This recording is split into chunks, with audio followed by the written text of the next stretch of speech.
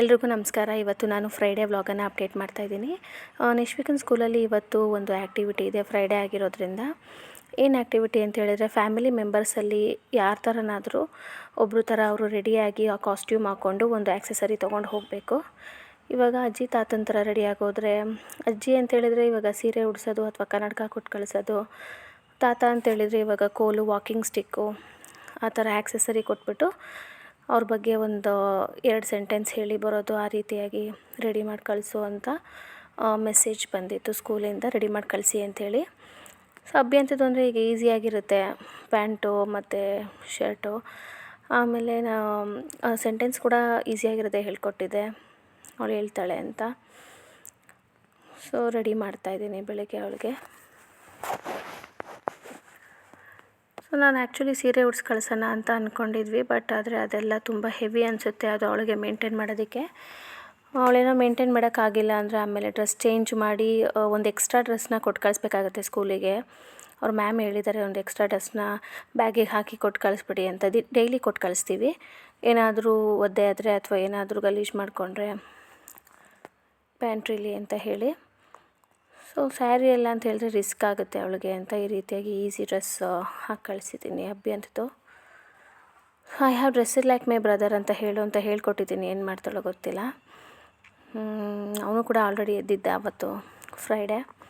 ನಿಶುಗೆ ಸ್ನಾನ ಮಾಡಿಸೋ ಅಷ್ಟರಲ್ಲಿ ಅವನು ಕೂಡ ಎದ್ದು ಬಂದಿದ್ದ ವಾಶ್ರೂಮ್ಗೆ. ಅವನು ಕೆಳಗಡೆ ಬಂದಿದ್ದಾನೆ. ಸೊ ಆಟ ಸಾಮಾನು ನೋಡ್ತಾ ಇದ್ದೆ ನಾನು, ಏನು ಆಟ ಸಾಮಾನು ಕೊಟ್ಟು ಕಳಿಸೋದು ಅಭ್ಯಂಥದ್ದು ಅಂಥೇಳಿ. ಅದು ಬಬಲ್ಸ್ದು ಮಿಷಿನ್ ಇತ್ತು, ಅದನ್ನು ಕೊಡೋಣ ಅಂತಂದರೆ ಅದಕ್ಕೆ ತಿರ್ಗಾ ಇವಾಗ 3 to 4 ಶೆಲ್ಸ್ ಹಾಕಿ ಕೊಟ್ಟು ಕಳಿಸ್ಬೇಕು. ಆಮೇಲೆ ಅದರಲ್ಲೇ ಆಟ ಆಡ್ಕೊಂಡು ಕೂತ್ಕೊಂಡ್ರು ಆಯಿತು ಸ್ಕೂಲಲ್ಲಿ ಅಂಥೇಳಿ. ಏರೋಪ್ಲೇನ್ ಇತ್ತು ನಿಶುದು ಒಂದು ಆಟ ಸಾಮಾನು. ಸೊ ಏರೋಪ್ಲೇನ್ನ ಕೊಟ್ಟು ಕಳ್ಸೋಣ ಅಂತ ಅಂದ್ಕೊಂಡಿದ್ದೀನಿ. ಅವನದೊಂದು ಜೀಪ್ ಇತ್ತು, ಅದನ್ನು ಕೂಡ ಅಂದರೆ ಅದು ತುಂಬ ದೊಡ್ಡದಾಗುತ್ತೆ. ಏರೋಪ್ಲೇನ್ ಅಂದರೆ ಅದು ಹ್ಯಾಂಡಿ ಆಗಿರುತ್ತೆ, ಅದನ್ನೇ ತೊಗೊಂಡು ಹೋಗಲಿ ಅಂತ ಅದನ್ನೇ ಕವರ್ಗೆ ಹಾಕಿ ರೆಡಿ ಮಾಡಿ ಇಟ್ಟಿದ್ದೀನಿ. ಅದನ್ನೇ ತೊಗೊಂಡು ಹೋಗಬೇಕು. ಸ್ಕೂಲ್ 8:45 ಇರೋದ್ರಿಂದ ಇವಾಗ ಆಲ್ರೆಡಿ 8:25 ಆಗಿದೆ. ಸೊ ಅವಳದು ಇವತ್ತು ಮೆನು ಏನಿದೆ ಅಂದರೆ, ಸ್ಕೂಲ್ಗೆ ನಿಶುಗೆ ಸ್ವಲ್ಪ ಆ್ಯಪಲ್ಸ್ ಕಟ್ ಮಾಡಿ ಹಾಕಿದ್ದೀನಿ. ಆಮೇಲೆ ಆ್ಯಪಲ್ ಅಷ್ಟರಲ್ಲೂ ಬಿಟ್ಕೊಂಬರ್ತಾಳೆ ಅವಳು, ಮನೆಗೆ ಬಂದು ತಿಂತಾಳೆ. ಮತ್ತು ಚಪಾತಿ ಖಾಲಿ ಮಾಡ್ಕೊಂಬರ್ತಾಳೆ. ಪೂರಿ ಇತ್ತು ಇವತ್ತು ಅವಳಿಗೆ ಫ್ರೈಡೇ ಆಗಿರೋದ್ರಿಂದ, ಆದರೆ ಪೂರಿ ಬದಲು ಚಪಾತಿನೇ ಹಾಕಿದ್ದೀನಿ. ಲಾಸ್ಟ್ ಟೈಮ್ ದೋಸೆ ತಿನ್ಕೊಂಬಂದಿದ್ಲು ರೋಲ್ ಮಾಡಿ ಹಾಕಿರೋದಕ್ಕೆ. ಸೊ ಅದಕ್ಕೆ ನಾನು ಚಪಾತಿ ಕೂಡ ಹೀಗೆ ತುಪ್ಪ ಹಾಕ್ಬಿಟ್ಟು ರೋಲ್ ಮಾಡಿ ಹಾಕಿದ್ದೀನಿ, ತಿನ್ಕೊಂಬರಲಿ ಅಂಥೇಳಿ. ಒಂದೊಂದು ಸಲ ತಿನ್ಕೊಂಬರ್ತಾಳೆ, ಒಂದೊಂದು ಸಲ ಒಂದೊಂದು ಪೀಸ್ ಬಿಟ್ಕೊಂಬಂದಿರ್ತಾಳೆ. ಸ್ಕೂಲಿಂದು ಮೆನ್ಯೂ ಚೆನ್ನಾಗಿದೆ, ಎಲ್ಲ ಆ್ಯಕ್ಟಿವಿಟೀಸ್ ಕೂಡ ಇದೆ. ಇವಾಗ ನಾರ್ಮಲಾಗಿ ಸ್ಕೂಲಲ್ಲಿ ಅಂತೇಳಿದರೆ ಈ ಥರ ಎಷ್ಟೊಂದು ಆ್ಯಕ್ಟಿವಿಟೀಸ್ ಇರೋದಿಲ್ಲ, ಬಟ್ ಯೂರೋ ಕಿಡ್ಸ್ ಆಗಿರೋದ್ರಿಂದ ಸ್ವಲ್ಪ ಅರ್ಧ ಆ್ಯಕ್ಟಿವಿಟೀಸ್ ಜಾಸ್ತಿನೇ ಇರುತ್ತೆ. Playing plus learning fun activities ಇರುತ್ತೆ ತುಂಬಾ. ಸೊ ಅದರಿಂದ ಇವತ್ತು ಫ್ರೈಡೇ ಆಗಿರೋದ್ರಿಂದ ಅವಳಿಗೆ ಪ್ರತಿ ಫ್ರೈಡೇ ಕಾರ್ಡ್ಗಳು ಕೊಟ್ಟು ಕಳಿಸ್ತಾಯಿದ್ರು. ಅವಳಿಗೆ ಏನಾದರೂ ಒಂದು ವರ್ಡ್ ಬಗ್ಗೆ ಒಂದು ಸೆಂಟೆನ್ಸ್ ಹೇಳಿಬಿಟ್ಟು ಕೊಡ್ತಾಯಿದ್ರು. ಅದನ್ನು ಕೂಡ ನಾನು ನೆಕ್ಸ್ಟ್ ವ್ಲಾಗಲ್ಲಿ ತೋರಿಸ್ತೀನಿ ಹೇಗೆ ಇದೆ ಅದು ಅಂಥೇಳಿ. ನೋಡಿ ಈ ರೀತಿಯಾಗಿ ರೆಡಿ ಆಗಿದ್ದಾಳೆ ಸ್ಕೂಲ್ಗೆ ಹೋಗೋದಕ್ಕೆ. ಸೊ ಇದೇ ಅದು ಏರೋಪ್ಲೇನು. ಸೊ ಹೇಳ್ಕೊಡ್ತಾಯಿದ್ದೀನಿ ಅವಳಿಗೆ ಹೇಗೆ ಹೇಳಬೇಕು ನೀನು ಮಿಸ್ ಹತ್ರ ಅಂತ ಹೇಳಿ. ಆ ಏರೋಪ್ಲೇನ್ ಅವಳಿಗೆ ಆನ್ಲೈನಲ್ಲಿ ಬುಕ್ ಮಾಡಿದರು, ಅವ್ರ ಚಿಕ್ಕಪ್ಪ ಬುಕ್ ಮಾಡಿರೋದು. ಸೊ ಆ ಗೊಂಬೆ ಇದೆಯಲ್ಲ ಡಾಲು, ಬೇಬಿ ಡಾಲು, ಅದನ್ನು ಅವ್ರ ಅತ್ತೆ ಕೊಟ್ಟಿದ್ದು. ನೋಡಿ ಅದನ್ನು ಈ ಕವರ್ಗೆ ಹಾಕಿ ಕಳಿಸ್ತಾ ಇದ್ದೀನಿ.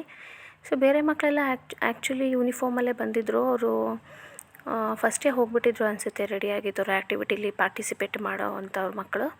ಬಟ್ ನಮ್ಮದೊಂದು ಸ್ವಲ್ಪ ಲೇಟೇ ಆಗಿತ್ತು.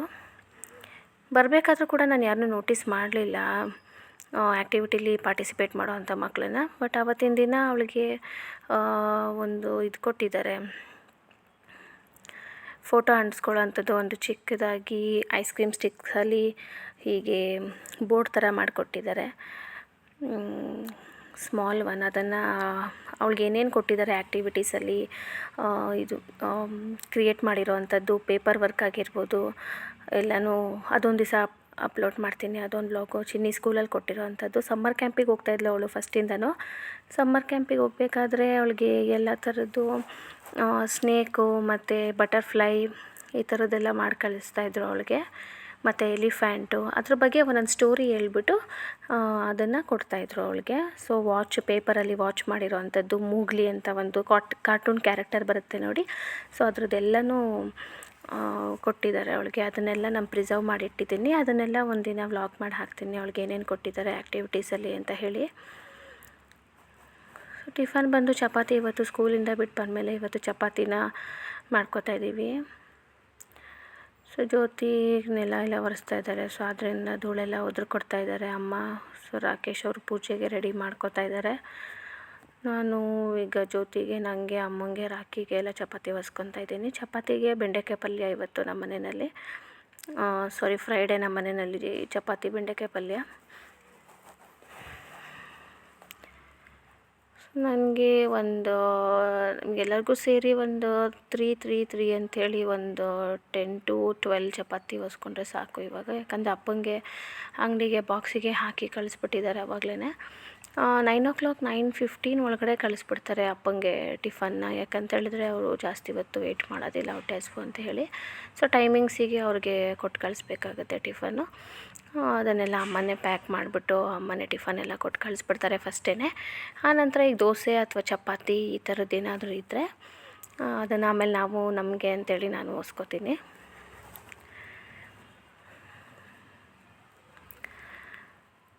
ಸೊ ಇದು ಯಾರೆಲ್ಲ ನನ್ನ ಚಾನಲ್ ಫಸ್ಟ್ ಟೈಮ್ ನೋಡ್ತಾ ಇದ್ದೀರಾ ಎಲ್ಲರೂ ಕೂಡ ಅದಕ್ಕೆ ಒಂದು ಲೈಕ್ ಮಾಡಿ, ಹಾಗೂ ಚಾನಲ್ಗೆ ಸಬ್ಸ್ಕ್ರೈಬ್ ಮಾಡಿ, ಹಾಗೂ ಬೆಲ್ ಬಟನನ್ನು ಪ್ರೆಸ್ ಮಾಡಬೇಕಾಗತ್ತೆ ನೀವು. ನಾನು ಏನೇ ನೋಟಿಫಿಕೇಷನ್ಸ್ ಅಥವಾ ಏನಾದರೂ ಅಪ್ಲೋಡ್ ಮಾಡಿದ್ರೆ ಫೋಟೋಸು ವಿಡಿಯೋಸು ಎಲ್ಲ ಕೂಡ ನಿಮಗೆ ನೋಟಿಫಿಕೇಷನ್ ಬರುತ್ತೆ. ಅದರಿಂದ ಬೆಲ್ ಐಕನ್ನ ನೀವು ಪ್ರೆಸ್ ಮಾಡಬೇಕಾಗತ್ತೆ, ಹಾಗೂ ಸಬ್ಸ್ಕ್ರೈಬ್ ಮಾಡೋದನ್ನು ಮರಿಬೇಡಿ.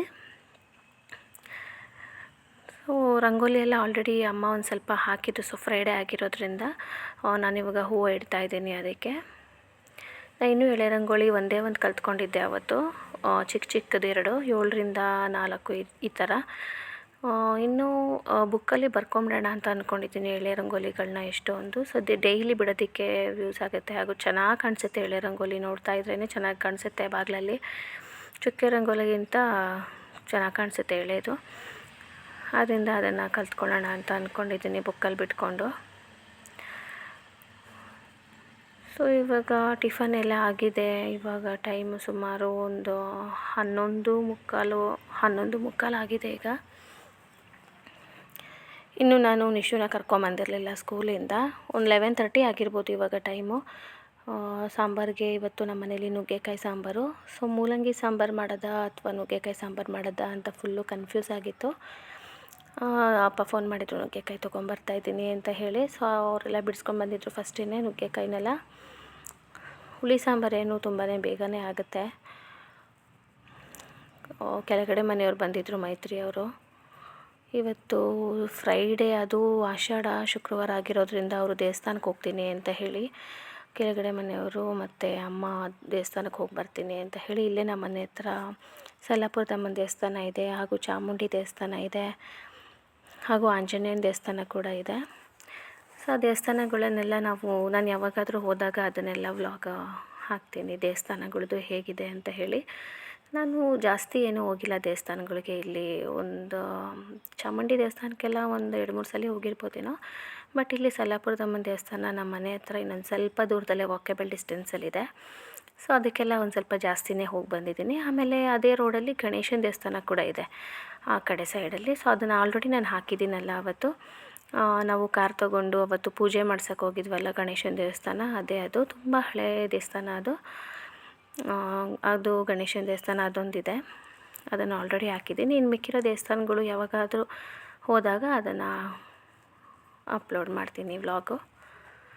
ಸೊ ಇನ್ನೇನು ನಿಶುನ ಸ್ಕೂಲಿಂದ ಕರ್ಕೊಂಬರೋ ಟೈಮ್ ಆಯಿತು. ಸೊ ಹೋಗಿ ನಾನು ಕರ್ಕೊಂಡು ಬರ್ತೀನಿ ಅನ್ನಕ್ಕೆ ಇಟ್ಬಿಟ್ಟು. ಸೊ ಅಬ್ಬಿ ಅಂಥದ್ದು ಸೌಂಡ್ ಇಲ್ಲ, ಯಾಕಂದರೆ ಅವ್ರ ತಾತ ಅವನನ್ನು ವಾಕಿಂಗ್ ಕರ್ಕೊಂಡು ಹೋಗಿದ್ದಾರೆ. ಇಲ್ಲೇ ಮನೆ ಮುಂದೆಗಡೆ ಆ ಕಡೆ ಟ್ರ್ಯಾಕ್ಟ್ರುಗಳು ಮತ್ತು ಲಾರಿಗಳೆಲ್ಲ ನಿಲ್ಲಿಸಿರ್ತಾರೆ. ಸೊ ಅಲ್ಲಿ ವಾಕಿಂಗ್ ಮಾಡಿಸ್ಕೊಂಡು ಕರ್ಕೊಂಬರ್ತಾರೆ. ಮೊನ್ನೆ ಎಲ್ಲ ಟ್ರ್ಯಾಕ್ಟ್ರ್ ಮೇಲೆಲ್ಲ ಕೂರಿಸಿ ಅವನಿಗೆ ಒಂದು ರೌಂಡೆಲ್ಲ ಹಾಕ್ಸಿದ್ದಾರೆ. ಲಾರಿನಲ್ಲೆಲ್ಲ ಒಂದು ರೌಂಡ್ ಹಾಕಿಸಿ ಆಮೇಲೆ ಟ್ರ್ಯಾಕ್ಟರೆಲ್ಲ ಫೋಟೋ ತೆಗೆದಿದ್ದಾರೆ. ಅದನ್ನು ಇನ್ನೂ ನನ್ನ ಫೋನಿಗೆ ಕಳಿಸ್ಕೊಂಡಿಲ್ಲ ನಾನು. ಫೋಟೋ ಇಲ್ಲ ನನ್ನ ಹತ್ರ, ಇಲ್ಲಾಂದರೆ ಅದನ್ನು ಅಪ್ಲೋಡ್ ಮಾಡ್ತಾಯಿದ್ದೆ. ಸೊ ಅನ್ನಕ್ಕೆ ಇಟ್ಟಿದ್ದೀನಿ ಇವಾಗ. ನಮ್ಮ ಮನೇಲಿ ರಾತ್ರಿನೇ ಅಲ್ವಾ ಮುದ್ದೆ, ಆದ್ದರಿಂದ ಇವಾಗ ಅನ್ನಕ್ಕೆ ಇಟ್ಬಿಟ್ಟಿದ್ದೀನಿ. ಸಾಂಬಾರು ಅದನ್ನು ಬಗ್ಗಿಸ್ಬೇಕಾಗುತ್ತೆ ಒಗ್ಗರಣೆ ಹಾಕಿ, ಅದರಿಂದ ಸಾಂಬಾರು ಪಾತ್ರೆ ತಗೋತಾ ಇದ್ದೀನಿ. ಇದೆಲ್ಲ ಹುಳಿ ಸಾಂಬಾರು ಯೂಸ್ ಮಾಡೋ ಪಾತ್ರೆ ಇದು. ಇನ್ನೊಂದು ದೊಡ್ಡದಿತ್ತು, ಅದನ್ನು ಯಾವಾಗಲೂ ನಾನು ಯೂಸ್ ಮಾಡ್ತಿದ್ದೆ, ಬಟ್ ಇವಾಗ ಇದೇ ಸರಿ ಸಾಕು ಇದೇನೆ ಅಂಥೇಳಿ ಇದನ್ನೇ ಯೂಸ್ ಮಾಡ್ತಾ ಇರೋದು. ಜಾಸ್ತಿ ಏನಾದರೂ ಸಾಂಬಾರು ಮಾಡಬೇಕು ಅಂತಂದರೆ ಆವತ್ತಿನ ದಿನ ಇನ್ನೊಂದು ಚೂರು ದೊಡ್ಡದಿದೆ, ಅದನ್ನು ಯೂಸ್ ಮಾಡ್ತೀನಿ ಸಾಂಬಾರುಗಳಿಗೆಲ್ಲ. ಇನ್ನೇನು ಇವಾಗ ಒಗ್ಗರಣೆ ಹಾಕ್ಬಿಟ್ಟು ಕುಕ್ಕರಿಂದ ಬೇಳೆ ಮಸಾಲೆನೆಲ್ಲ ಬಗ್ಸಿದ್ರೆ ಆಯಿತು, ಸಾಂಬಾರು ರೆಡಿ ಆಗುತ್ತೆ.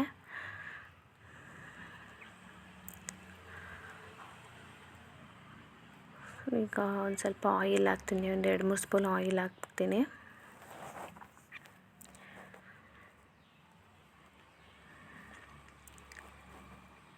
ಒಂದು ಸ್ವಲ್ಪನೇ ಹಾಕ್ತೀನಿ ನಾನು ಆಯಿಲು, ಜಾಸ್ತಿ ಯೂಸ್ ಮಾಡೋದಕ್ಕೆ ಹೋಗೋದಿಲ್ಲ. ಸೊ ಒಂದು 2-3 ಸ್ಪೂನ್ಸ್ ಅಷ್ಟು ಹಾಕಿದ್ದೀನಿ. ಸಾಂಬಾರಿಗೆ ಅಷ್ಟೇ ಸಾಕು ಅನಿಸುತ್ತೆ, ಯಾಕಂದರೆ ಒಗ್ಗರಣೆಗೆ ಅಂತ ಹೇಳಿ. ಸೊ ಬೇರೆ ಇದೇನಾದರೂ ಗೊಜ್ಜುಗಳು ಮಾಡೋದಾಗಿದ್ದರೆ, ಈ ಪುಳಿಯೋಗರೆ ಗೊಜ್ಜು ಅಥವಾ ಚಿತ್ರಾನ್ನ ಗೊಜ್ಜು ಅಥವಾ ನಾನ್ ವೆಜ್ಜು, ಅದಕ್ಕೆಲ್ಲ ಒಂದು ಸ್ವಲ್ಪ ಆಯಿಲ್ ಜಾಸ್ತಿನೇ ನಾನು ಯೂಸ್ ಮಾಡ್ತೀನಿ. ಬಟ್ ನಾನ್ ವೆಜ್ಜಲ್ಲಿ ನಾನು ಗೀ ಜಾಸ್ತಿ ಯೂಸ್ ಮಾಡೋಕ್ಕೆ ಇಷ್ಟಪಡ್ತೀನಿ. ಆದರೆ ಒಂದ್ಸಲ ಮಾಡಿದ್ದೆ ಅನಿಸುತ್ತೆ, ನಾನು ಗೀ ಚಿಕನ್ ಮಾಡಿ ಅಪ್ಲೋಡ್ ಮಾಡಿದ್ದೆ, ಅದು ಟೇಸ್ಟ್ ಅಂತೂ ತುಂಬಾ ಚೆನ್ನಾಗಾಗಿತ್ತು. ಸೊ ಈ ವೆಜ್ಗಳಲ್ಲಿ ನಾನು ತುಪ್ಪ ಏನೂ ಯೂಸ್ ಮಾಡಿಲ್ಲ, ಹೇಗಾಗುತ್ತೆ ಅಂತ ಗೊತ್ತಿಲ್ಲ ವೆಜ್ ಸಾಂಬಾರುಗಳಿಗೆ. ಅಂದರೆ ಸಾಂಬಾರು ಮಾಡಾದ್ಮೇಲೆ ಹಾಕ್ಕೊಂಡು ತಿಂದರೆ ಅದೇ ರೀತಿ ಆಗುತ್ತೆ ಅಂತ ಅಂದ್ಕೊಂಡಿದ್ದೀನಿ. ಒಗ್ಗರಣೆ ಹಾಕಿದ್ರೆ ಹೇಗೆ ಬರುತ್ತೆ ಅಂತೇಳಿ ಗೊತ್ತಿಲ್ಲ, ಅದನ್ನು ಇನ್ನೊಂದು ದಿವಸ ಯಾವತ್ತಾದರೂ ಟ್ರೈ ಮಾಡಿ ನೋಡಬೇಕು.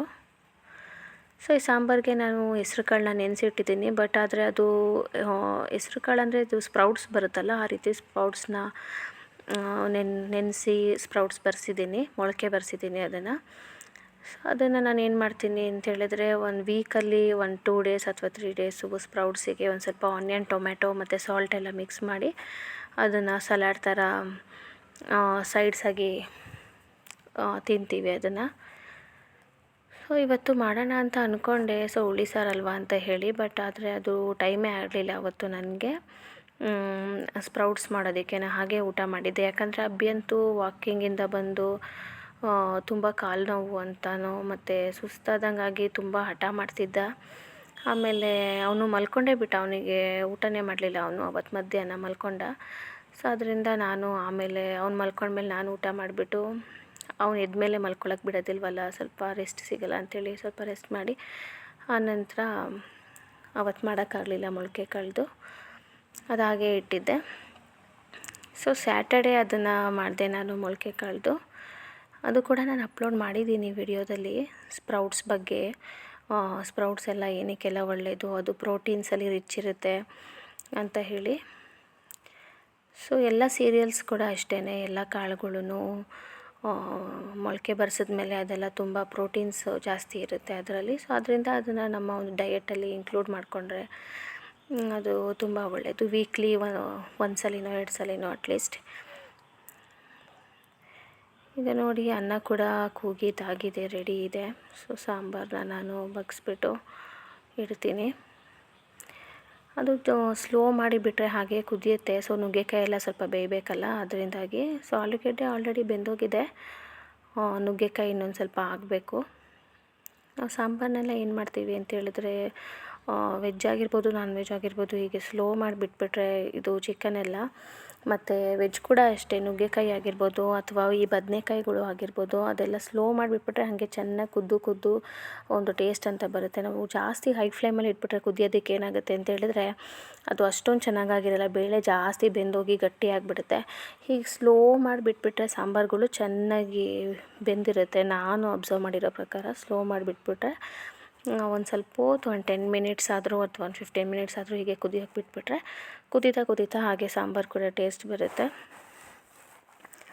ಕೆಲವರು ಟೈಮು ಸ್ವಲ್ಪ ಇರೋವಂಥವ್ರು ಜಾಸ್ತಿ ಹೈ ಫ್ಲೇಮಲ್ಲಿ ಬಿಸಿ ಮಾಡಿ ಆಫ್ ಮಾಡಿಬಿಡ್ತಾರೆ, that is also fine. But ನಾನಿಲ್ಲಿ ನೋಡಿರೋದು ಈ ರೀತಿಯಾಗಿ ಅಮ್ಮ ಮಾಡ್ತಾಯಿದ್ದಿದ್ದು, ಸ್ಲೋ ಮಾಡಿಬಿಟ್ಬಿಡೋರು, ಅದು ಹಾಗೆ ಕುದಿಯೋದು. ಫಾಸ್ಟ್ ಮಾಡಿ ಕುದಿಸೋದು ಯಾವತ್ತೂ ನಾನು ಅಷ್ಟೊಂದು ಅಬ್ಸರ್ವ್ ಮಾಡಿಲ್ಲ, ಉಕ್ಕಿಬಿಡುತ್ತೆ ಅಂತ ಹೇಳಿ. ಸೊ ನಾನು ಕೂಡ ಹಾಗೆ ಸ್ಲೋ ಮಾಡಿ ಇಟ್ಟಿದ್ದೀನಿ. ಸೊ ಇವಾಗ ಅಭ್ಯಂತ ಬಂದ ಅನಿಸುತ್ತೆ ವಾಕಿಂಗಿಂದ.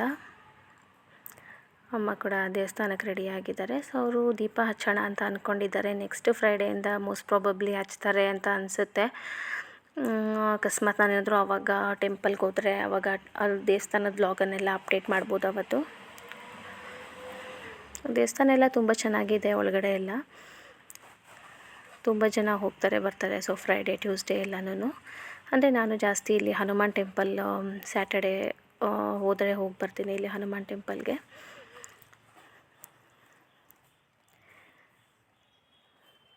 ಸೊ ಸಾಂಬಾರು ಕೂಡ ರೆಡಿ ಆಗಿದೆ ಈಗ ಇನ್ನೇನು. ಅದಕ್ಕೆ ರುಚಿಗೆ ತಕ್ಕಷ್ಟು ಸಾಲ್ಟ್ ಹಾಕಿದ್ರೆ ಸಾಂಬಾರು ಕೂಡ ರೆಡಿ. ಆಮೇಲೆ ಇವತ್ತು ನಾವು ಹೊರಗಡೆ ಎಲ್ಲೋ ಹೋಗಬೇಕಾಗಿತ್ತು.